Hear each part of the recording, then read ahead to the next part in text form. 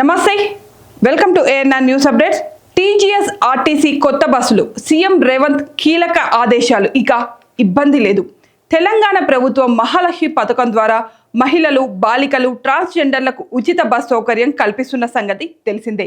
ఈ పథకం కింద 0 టికెట్ తీసుకొని రాష్ట్రంలోని ఎక్కడి నుంచి ఎక్కడికైనా ఫ్రీగా జర్నీ చేయవచ్చు. Palle Velugu, city, RTC, express బస్సుల్లో ఫ్రీ బస్ సౌకర్యం కల్పిస్తున్నారు.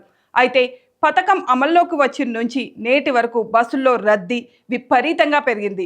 గతంలో రోజుకు రాష్ట్ర వ్యాప్తంగా 30 లక్షల మంది ప్రయాణికులు ప్రయాణాలు చేస్తే ఇప్పుడు ఆ సంఖ్య డబుల్ అయింది. టికెట్లు తీసుకొని బస్సుల్లో ప్రయాణించే వారికి సీట్లు దొరకటం లేదు. కొన్ని బస్సుల్లో అయితే కాలు పెట్టేందుకు స్థలం కూడా ఉండట్లేదు. ఎక్స్ప్రెస్ బస్సుల్లో ఈ పరిస్థితి మరీ ఎక్కువగా ఉంటుంది. దీంతో కొత్త బస్సులు కొనుగోలు చేసి సర్వీసులు పెంచాలని ప్రయాణికులు కోరుకున్నారు.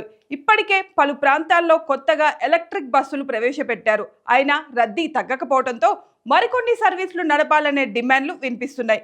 ఈ నేపథ్యంలో సీఎం రేవంత్ ఆర్టీసీ రవాణా శాఖ ఉన్నతాధికారులకు కీలక ఆదేశాలు జారీ చేశారు. ప్రజల అవసరాలకు అనుగుణంగా ఆర్టీసీ నూతన బస్సులు కొనుగోలు చేయాలని సూచించారు. పెరిగిన అవసరాలు, నూతన మార్గాలను అందుకు ప్రతిపాదికగా చేసుకోవాలని ఆదేశించారు. మహిళలకు ఉచిత బస్ సౌకర్యం, ఆర్టీసీ కార్యకలాపాలపై రవాణా శాఖ మంత్రి పొన్నం ప్రభాకర్, ప్రధాన కార్యదర్శి శాంతి కుమారి ఇతర ఉన్నతాధికారులతో మంగళవారం సమీక్ష నిర్వహించి కీలక సూచనలు జారీ చేశారు. మహాలక్ష్మి పథకం మహిళలు వినియోగించుకుంటున్న తీరుపై సీఎం ఆరా తీశారు. మహాలక్ష్మి పథకం అద్భుతమైన ఫలితాలను ఇస్తుందని ఈ సందర్భంగా అధికారులు సీఎంకు వివరించారు. ఇప్పటి వరకు 83.42 కోట్ల మంది మహిళలు ఉచితంగా ప్రయాణం చేయగా తద్వారా ప్రయాణికులకు 2840.71 కోట్ల ఆదా అయినట్లు అధికారులు చెప్పారు.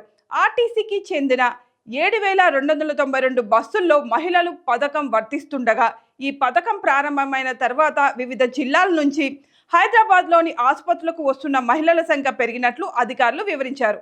ఫ్రీ బస్ పథకం సక్సెస్ కావటం పట్ల హర్షం వ్యక్తం చేసిన సీఎం ప్రయాణికుల రద్దీకి అనుగుణంగా వీలైనంత త్వరగా కొత్త బస్సులు కొనుగోలు చేయాలని అధికారులకు ఆదేశాలు ఇచ్చారు.